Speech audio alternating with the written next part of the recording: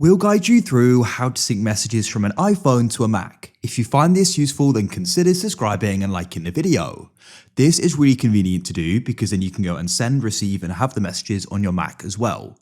I think this is really convenient because then you can still go and stay in touch with people who contact your iPhone on your Mac. It makes things really simple and easy to do.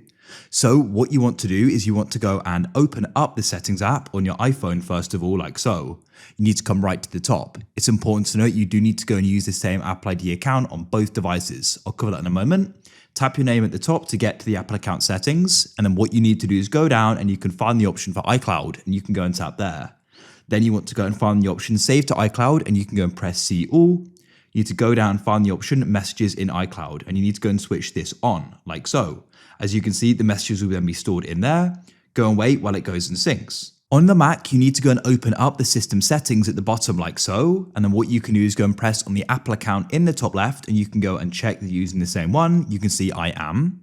The next thing you need to do is go and open up the Messages app so you can open it up from your dock or search for it in the top right.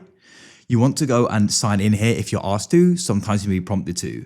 And then what you want to do is go to the top left and you can go and press Messages and go and press Settings. And you want to press @iMessage at the top. And you need to go and tick Enable Messages in iCloud. That's really important. And you can go over to the right and press Sync now as well. And then what you can do here is you can go and choose where you're reached at. Make sure you go and select the number you use on your iPhone as well as your email. I've got them all selected here. Then when you go and receive messages, they'll be sent over to your Mac as well. And you'll be syncing the ones from iMessage as well. And you'll be syncing them from iCloud as well.